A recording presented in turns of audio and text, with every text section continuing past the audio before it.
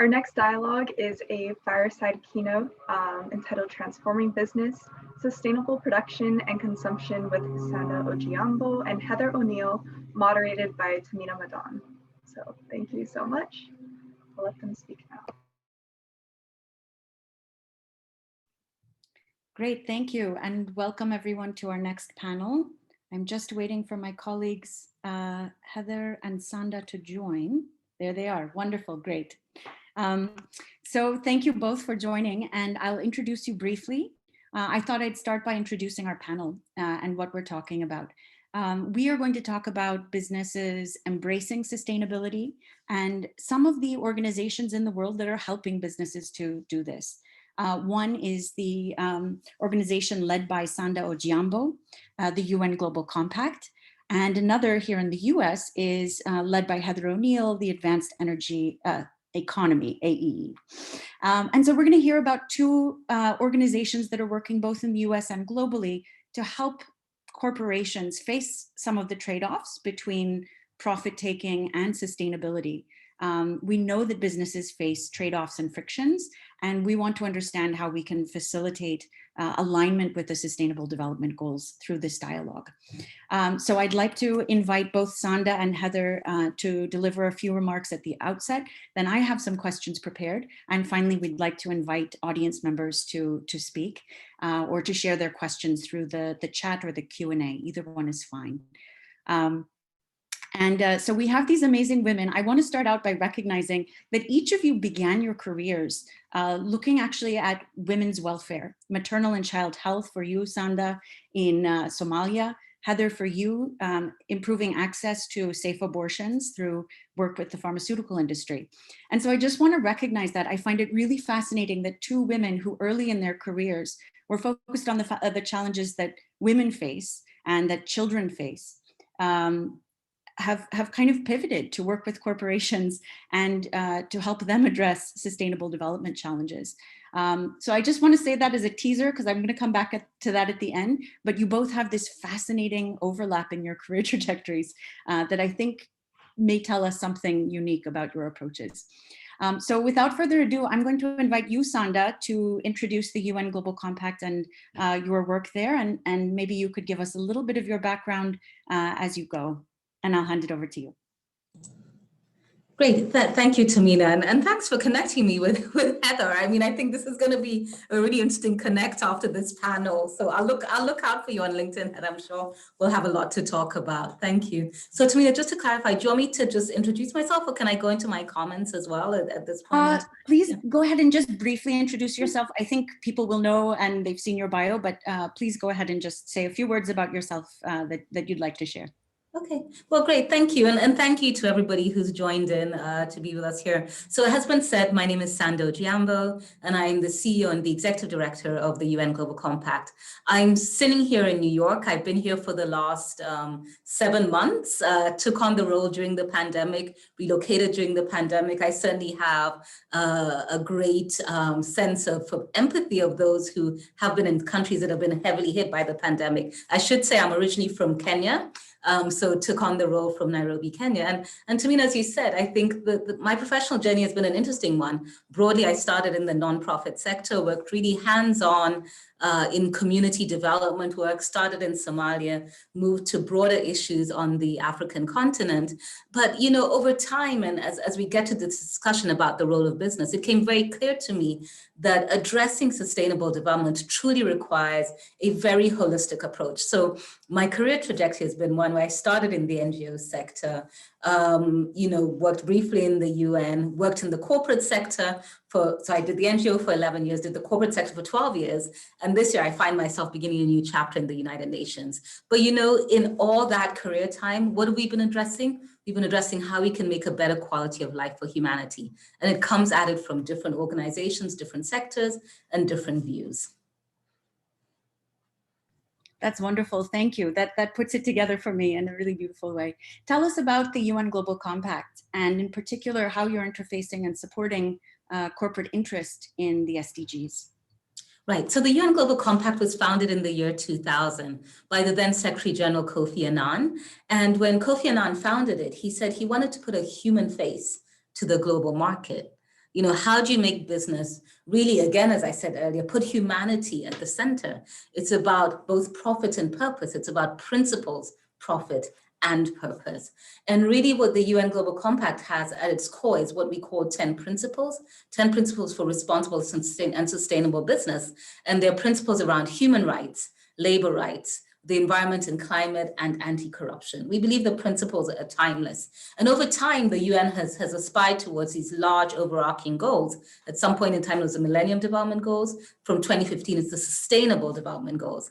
Our ambition at the Global Compact is to mobilize business at a global scale, to uphold the 10 principles for responsible business, as well as deliver to the Sustainable Development Goals. So we look at how businesses can shift their products, their services, their supply chains, and their operational values to make these contributions. We have 12,000 companies that are members.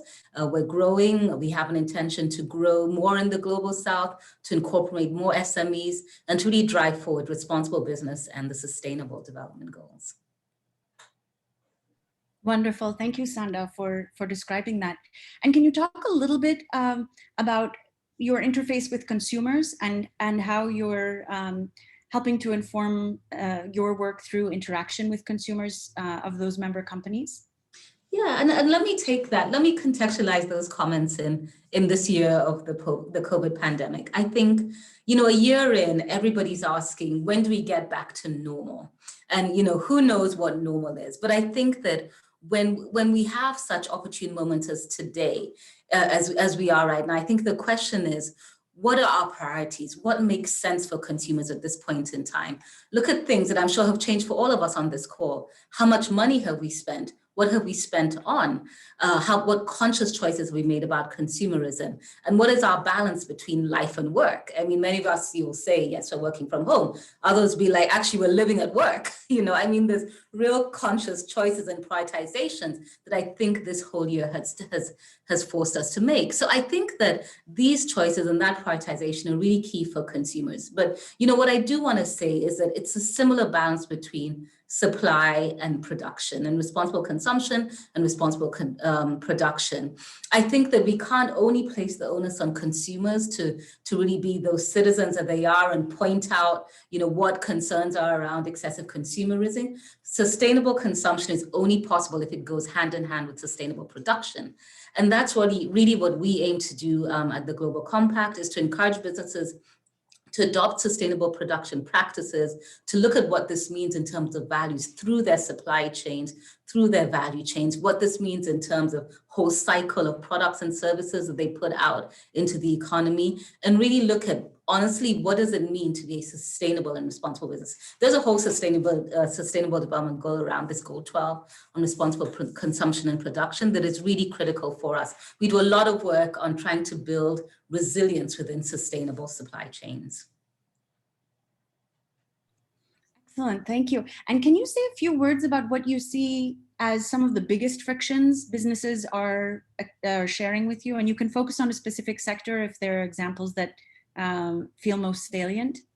No, I'll talk broadly again, because it's been such an extraordinary year for business as a whole. Inherent tensions around human rights and labor rights. We've been at a time when actually, I'd imagine in certain companies, there's been excessive demand of stuff. And what tends to happen at that point in time, you're balancing workforces that had to, for example, lay people off to manage, but yet there's a lot of online consumerism that is ongoing. We have workers who are, I'd call them silent workers, people that you don't necessarily see at the front line, but are continuing to produce or to serve or to deliver.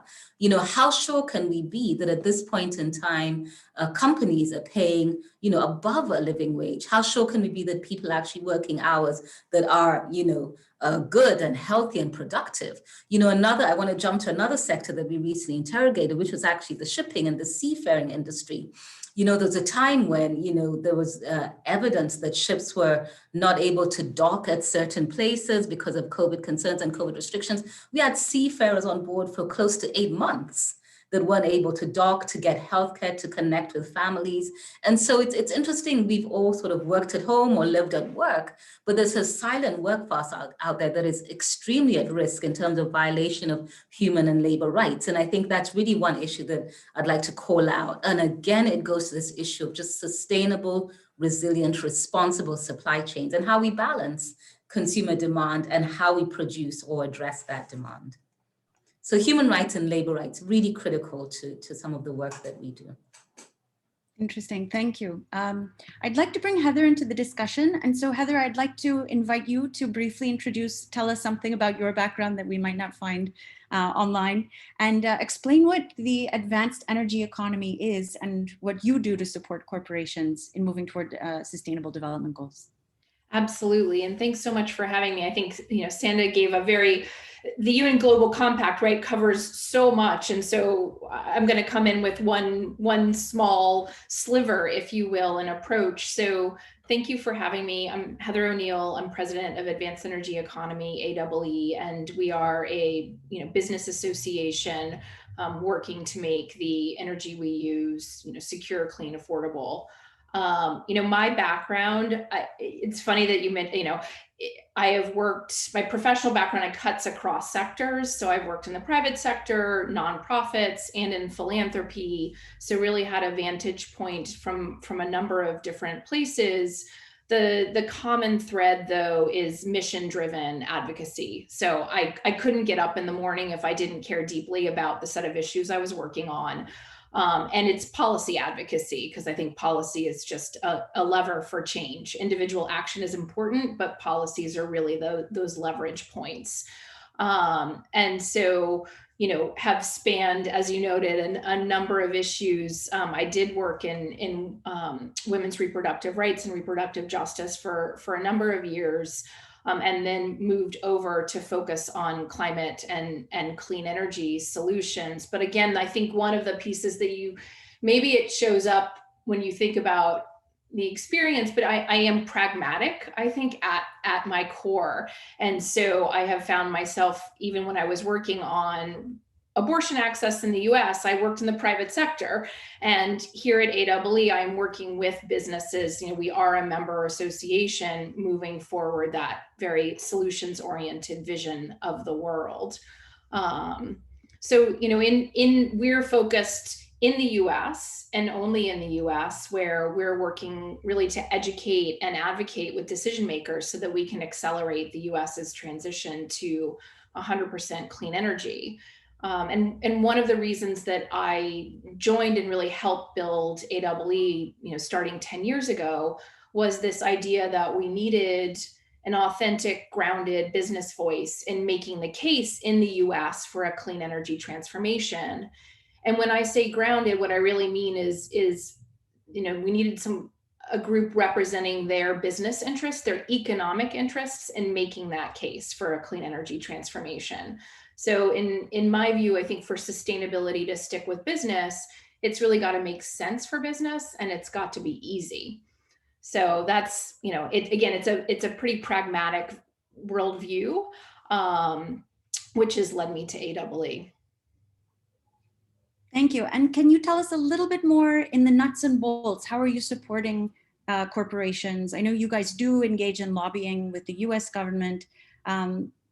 Maybe you could talk about that and some of the other things you're doing to absolutely those frictions. And I think, again, I always think about it. I can't help but place what we do in this broader ecosystem, right? And so we're here today because there are a growing number of businesses that have publicly embraced sustainability. You have companies that have set these ambitious sustainability goals, but they really do, I think, will and do hit friction until those goals turn into economic realities and are championed by business units within those corporations. And so when I look at the role, the larger ecosystem, we have groups that highlight sustainability commitments. We have groups that help companies make those commitments. And then on the other end, great groups who hold companies accountable to say, are you walking the walk? Have you met your commitments? Are you falling short? And all of that is incredibly important and essential. Where AEE fits in, we're in a slightly different role in that I think what we've found is our most effective lane is one that speaks to and organizes our member companies because we will grow their business, we will expand their markets, and then we are able to communicate with decision makers that these clean energy companies are real, they're growing, and they bring and create positive economic impacts in states and communities, whether that's jobs or revenues. So just, to illustrate a little bit, we just released annual market and jobs data for the advanced energy industry, and it's big business. So last year, globally, even amidst COVID and the slowdowns, the industry reached $1.4 trillion in global revenue, which is more than double that of coal mining. And it reached 240 billion in the US. And then within the US, again, our industry employs 3.2 million workers, and we're poised for rapid growth coming out of the pandemic. So when we go in to talk to policymakers at all levels of government, many of them care about the environment and sustainability, but all of them on both sides of the aisle care about economic growth and about jobs. And so when we can go in and say, advanced energy employs 3 times the number of workers as oil and coal put together, that matters, that gets their attention. And in the states we work, we can provide jobs numbers down to the county and district level. Again, that matters whether you're a member of Congress, a governor, or a state legislator. And then, where we're helping our companies is really to help change the rules of the road for the US energy system, right? We all know rules matter. And so we're working with companies to really change the rules so that our technologies, the clean energy technologies, can compete on price and performance. That you have these old rules that worked for really old technologies, right? Stationary power plants. But not for electric vehicles and how they fit with the grid, for battery storage, for all the distributed energy resources that really can offer us a much more resilient energy system at a lower cost. And so, we have to be in there bringing a different perspective to policymakers because the fossil interests are in the incumbents. They're there, the system works for them. And so we have to come in and bring a different perspective to share with decision makers. That's really helpful to understand. I want to just point out that AEE's members are pretty diverse. You have Google, Facebook, Amazon, Microsoft, like the big tech companies, but then you also have some energy companies like Enel. You have lawyers, you have a bunch of law firms, I should say. Can you talk about the importance of diversity in the corporations that are engaged in lobbying and engaged in collective action? Yeah, absolutely. And, for us, one of the founding principles behind AEE was that we are multi-technology, right? That when you think about the energy system, you need to look at it holistically, and you need to look at all of these different solutions that fit within that system and the benefits that they can provide. And I think that's been one of the challenges in this space, and at least in the clean energy space, is you have these very narrowly defined kind of segment by segment trade groups, and they're advocating for their little thing, but that's not how the system works. That's not what the challenges are, and that's not where the opportunities are. And so we're able to come in representing really a wide, as you said, a diverse set of interests. And it includes kind of the traditional, clean energy project developers like the wind farms, the solar, both utility scale and distributed, all of the grid edge stuff that I couldn't even begin to explain the technical details or the technologies of, but all of the software that enables this resilient grid to come together and these distributed energy resources to link up. And then on the transportation side, electric vehicles, the batteries, the charging, right? All of those pieces, they all come together and play a role. So for us, I think that brings power, there's power in numbers, and there's power in coming up with with a sort of a system-wide look and approach. And maybe actually you mentioned the tech companies. I'll give an example that I think gets to both how AEE is able to provide value with companies in achieving their sustainability goals, and also how more types of companies have gotten engaged in this policy advocacy and education arena. And that is exactly with really the big energy users, right? Like the Microsofts of the world, where, they have made these leading commitments on sustainability, and in particular, commitments to procure clean energy. But it turns out in the US, it's incredibly difficult for any but really the biggest companies to get the renewable energy they want to power their companies and meet their commitments. And it's only kind of relatively, I wouldn't say easy, but relatively easy to do in the states that are governed by regional transmission organizations. And that leaves out wide swaths of the country, Southeast and the West. And, you have to have sort of, incredible resources, technical skills, and expertise, and devote the time to really dig in and create a deal that would allow you as a company to meet your sustainability targets. And so what we do, we are working with those member companies and others, to advocate, say, in the West, for a regional grid that would help Western states that have set clean energy goals meet those goals more quickly and cost effectively. And it obviously helps those companies procure clean energy and meet their targets.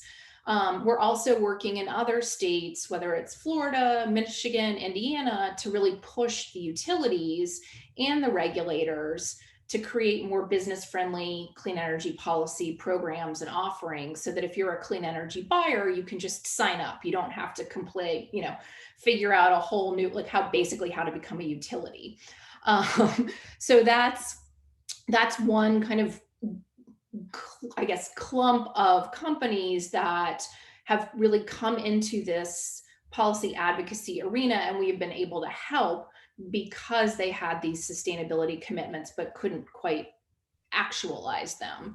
And then the last thing I'll say on this is that, I think that in this space, the energy space, right, the policies that make a difference for advanced energy growth are, for most elected officials and for most folks, are really, they're esoteric, right? It gets wonky really fast. And so a lot of what we do, it's more than lobbying on specific bills. It's really, so much of what we do is decision maker education. And it could be with candidates for state legislative office, candidates for governor, or once they're seated, sitting state legislators, governors, and then the regulatory bodies like public utility commissioners. And so we're coming in and just, they need to hear from interests other than the entrenched fossil interests. And so we talk through our technologies, the benefits, and what policies that they could implement that would make a difference to scale clean energy and promote economic development. So that's a huge part of what we do at AEE, and it's a critical piece of helping companies meet their clean energy goals and get engaged in the policy advocacy process, because I think they start to see the value in those educational sessions. So I could keep going, but I'll stop there for now. No, that's a fascinating kind of case study in how you can bring businesses together across sectors to focus on one of the SDGs, or you could argue it's a couple of them. Sanda, I'm curious if you could talk to us about how the UN plays a role in mediating between government or policymakers and corporations, because lobbying is a part of this advocacy, policymaker education, but also engagement with other multilateral organizations. So where does the UN find its place in those negotiations between countries, governments, and the corporations that operate in those countries? Well, I mean, it's a really important question. And I think I'll speak about the UN as a whole, then I'll talk a little bit about the Global Compact. I mean, one of the key things that if you look, back to the mandate of the UN, and one of the Secretary General's most clearest calls in recent days has been the real importance of a networked multilateralism, and just really a call around, we do need to be able to come together from a multilateral, multi-stakeholder perspective to address some of these most critical issues for countries, for economies, and certainly for humanity. And as I said earlier, and even if you look at how the Sustainable Development Goals were formulated, it brought together the United Nations, government, private sector and civil society to design the set of 17 goals for humanity. So, the entire premise is that together, these entities will bring their various strengths to bear to address this. And in between, and I think Heather alluded to this when she talked about, her passions around career, is that without policy, you could almost be like a hamster in the wheel. You could do great work, at the community level, within businesses, within industries, within sectors. But if you don't have the enabling environment to really drive systemic change, because it's systemic change that makes the types of transformations we're looking for, you really are doing hamster in the wheel kind of work. And I think it's just very important to look at the extent to which enabling environments do drive what it is that we need to drive. I mean, we're sitting at a moment, towards the end of a historic climate summit, for example, today. And I think one of the biggest things, and there have been huge commitments that have been made, areas to look out for are those commitments made with commensurate financial commitments. That's number one. But secondly, what are the policies in country to enable these significant and systemic changes that go along? So I think if we elevate, all of the ambition that certainly Heather spoke about, and lots of companies have, and lots of commitments, lots of industries and lots of sectors, it will not get to the level of transformation that we need without an enabling policy environment. And I think those are some of you talked earlier about tensions, those are some of the tensions we need to be able to understand and see who the most effective interlocutor for driving forward policy change can be. And just really make sure that what we're doing is grounded in systemic transformation. I think there's a lot of great actors working towards the SDGs, but what you do really need is to be sure that there's an enabling environment and also financial allocations to make these changes. It's not going to work unless we shift financing towards more green technology, more climate solutions, addressing some of the enormous gender gaps that exist, across economies, making sure that supply chains are resilient, and then all of that, as I say, ensconced in a great policy environment. So tell us a little bit more about what the Global Compact is bringing to the companies and their collective action. How are you coordinating them across sectors and across countries? It's a big challenge.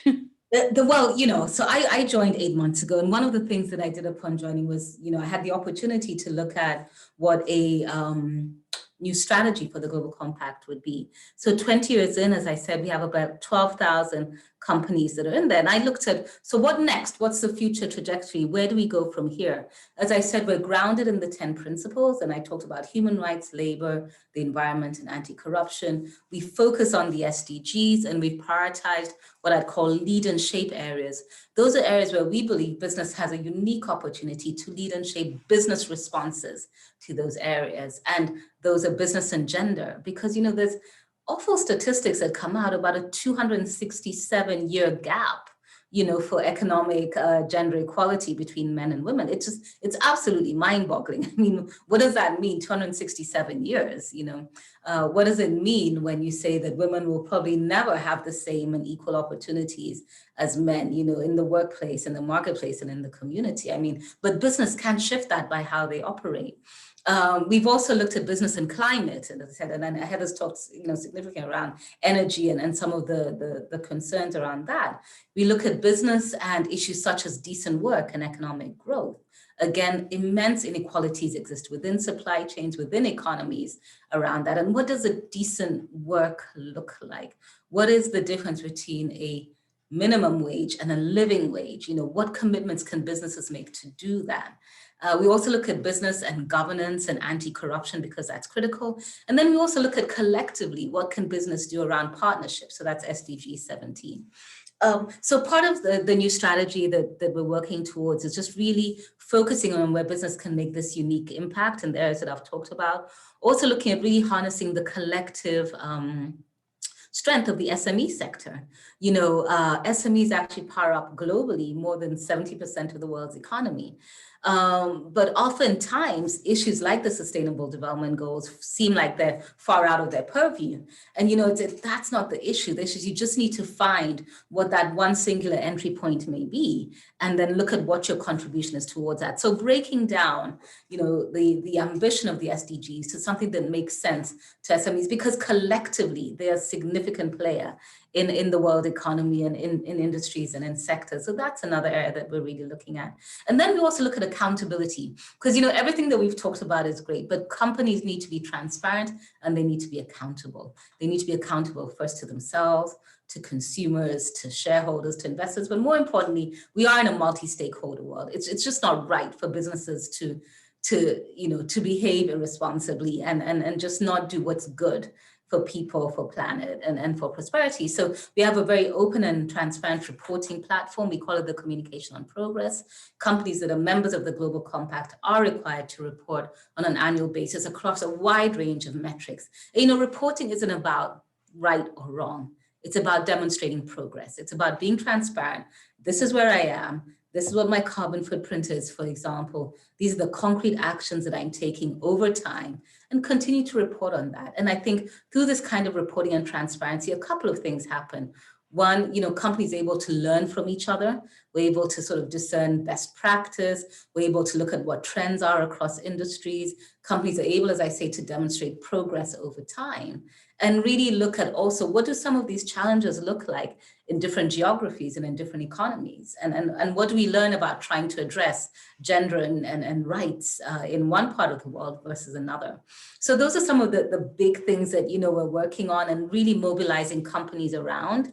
I think it's a fantastic, I love the job, I love the organization, but most importantly, I love the promise of what our growing number of companies can do towards really just making improvements around sustainable business and sustainable development.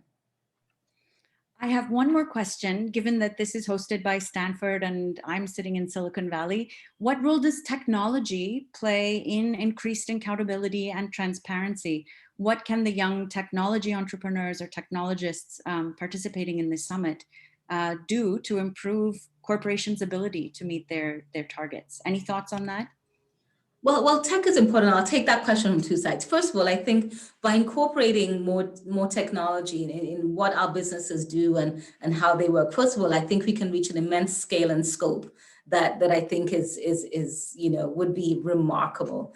I think that a lot of the development solutions that we look at in this day and age, you could look at them from a brick and mortar perspective, but I also just think that incorporating technology in what we do and what we've seen, look at the impact of technology in health and how that has really transformed the healthcare sector. You look at, let me go back to our roots, look at the maternal health issues that plague the global south, for example. What a remarkable quantum leap we would have if we're able to put technology into the hands of community health workers for better reporting, for better diagnostics. I think there'd be huge changes in that sort of thing. So I think technology really has the opportunity to transform a lot of the brick and mortar approaches to development that exist. There's nothing wrong with them. I think we can just get further, faster, and have more impact. So that's on the one side, But on the other side, I think the technology also has enabled and pushed that greater call for transparency and accountability. I mean, it's a citizens reporting world at this point in time.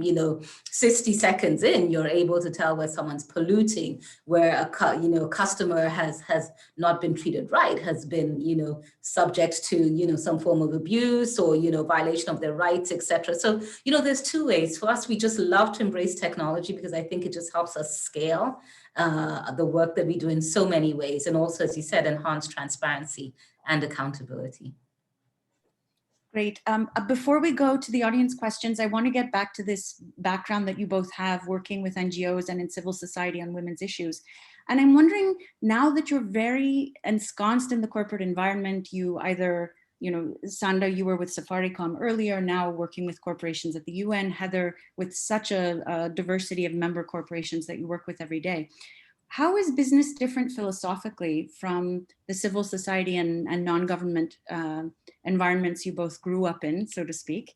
And do you see these two different groups interacting effectively, where and where not? So maybe Heather, we'll go first to you for this one. Sure. Sorry, there was a siren going by, so I didn't want to unmute quickly.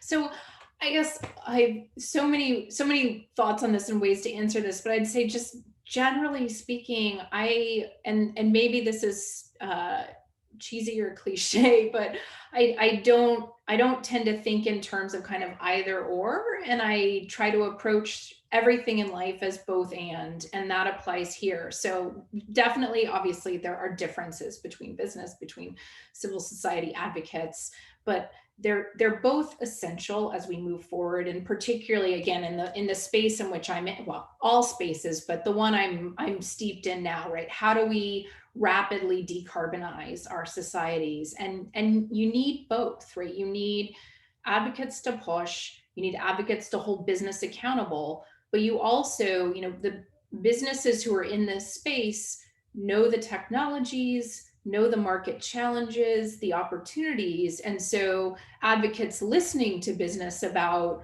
what some of those solutions or challenges are can help actually better come up with policies and solutions that work, right? That solve the challenges and create new opportunities. And so, for us, and for me, you're always looking for alignment. There's always power in numbers. And so you want to look for places that you can coordinate and collaborate and build these powerful coalitions.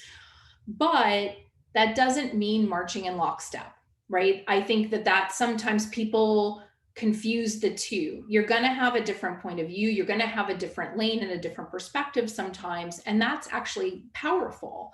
So in some instances, like coordination is most beneficial and collaboration when it takes place behind the scenes. And in other cases, you can work together in a coalition publicly. And I think it just depends. And I think for our work in general, any policy advocacy group, business or otherwise, you're not effective unless you're in a coalition, right? You're not going to get a win unless, any group that says they got a win on their own is full of it. So you need to build durable coalitions. And in many instances, you want coalitions and coalition partners who will bring different constituencies to bear, again, for a shared goal. And so I'll give you a live example is, in Texas right now, we're working on legislation, and it's clean and healthy schools legislation. And it's important to our members because it would electrify school buses, right? And it would enable energy efficiency retrofits and distributed energy resources like solar arrays on roofs of schools. But it also has public health and localized community benefits, right? Air pollution benefits from the electric school buses, and obviously cleaning up and making schools more, better ventilation, more financing for schools that would, again, allow funding to flow for schools. So we're partnered in that instance, not just with, the clean energy business entities, but we're also partnered with the environmental groups and with the Texas Parent Teacher Association, the American Lung Association. So again, those are the kinds of coalition efforts where you're more powerful if you're able to find shared goal and alignment and move forward together. And it's not always possible. And it's sometimes not possible, you're not always going to stand up on a stage with all of the groups together, but I think you're always looking for those opportunities to build the coalition, and then you can create more durable and lasting change. Mm-hmm.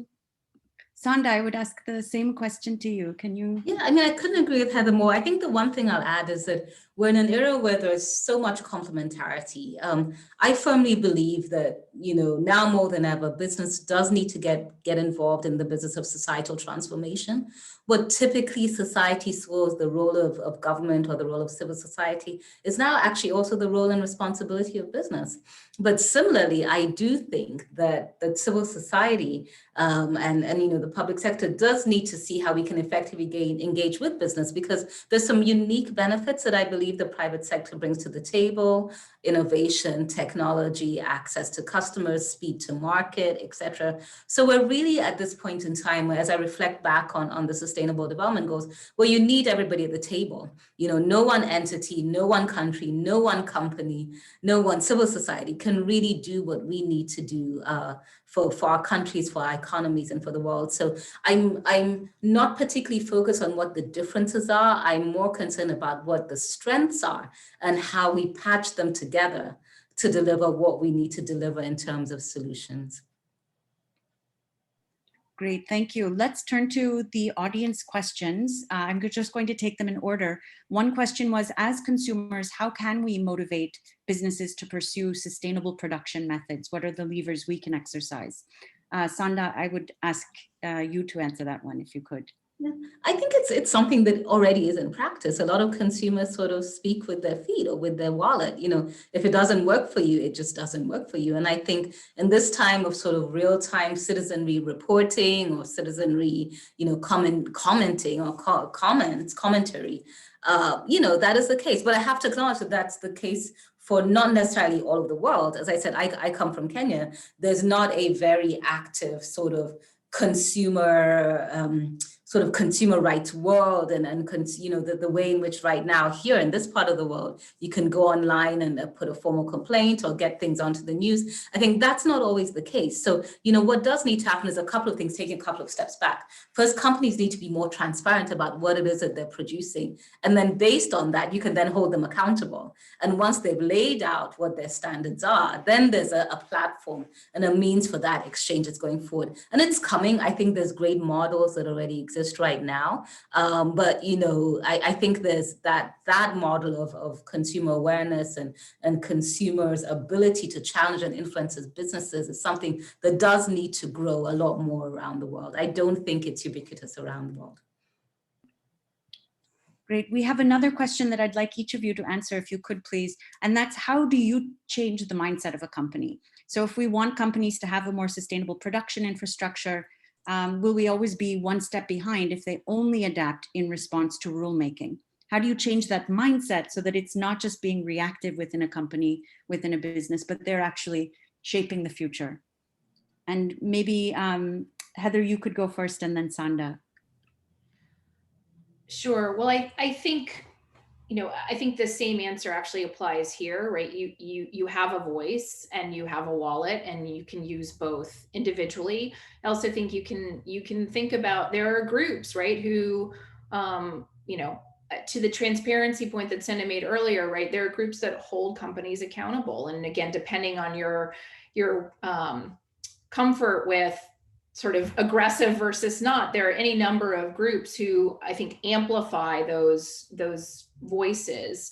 But for me, I think it always, sad to say, I am maybe a recovering policy wonk at heart. It comes back to policies for me. You have to get the incentives right. The economics need to work if you want to change the mindset of a company. And the best way to do that, particularly again in my space, in the energy and climate space, is create the policy framework that incentivizes companies to go clean and to go big. And so some of the struggles we're seeing right now are not necessarily ideological. It has to do with the economic incentives in place. And so we created a system, in the US where we wanted utilities to provide cheap power. And so we enabled building of big fossil plants. That's what they do, and that's what they're incentivized to do. So how do we change that policy? How do we change that paradigm so that they're incentivized to meet a clean energy goal or a clean energy standard? So again, for me, it comes back to what's that enabling framework that really channels and then changes the mindset of a company. You'll always have leadership companies who sort of do the right thing and take a stand, but to move at scale in the way we need to, as rapidly as we need to, you need to get those rules of the road right. Great. That's like the enabling environment that you referenced. Yeah. Sanda, last word to you. We have a minute left. A minute. I'll just add on to Heather's. Gosh, we have so much in common, Heather. I also studied public policy, but I didn't get into that. But hey, the one thing I'd say is, to make it really real for companies. That there's a lot of, as Heather said, put the economic incentives in place, put the frameworks in place, and then we've got to figure out how do we make these mind-boggling figures make sense for the individual companies. I talked earlier about this 267-year gender gap. I mean, if I'm sitting in my small company, I'll just be like, whoa, that's insurmountable. That's not me. Maybe there's not so much we can do. There's not a lot of very solid business cases around some of what this responsible business work can and should do. I think there's great moral imperative. There's great figures out there. I think one piece of work, and we certainly work towards this in the Global Compact, is making it real and tangible for businesses to understand the opportunities. And a lot of people say, well, what if I do? The question is, what if I don't? What if you don't invest in more women in the workplace and more diverse workplaces? What if you don't observe and respect labor rights? I think what is always top of mind is, what if you don't make the right type of business actions and business decisions for the environment? What then happens? Because a lot of the externalities and negative ones are not necessarily visible.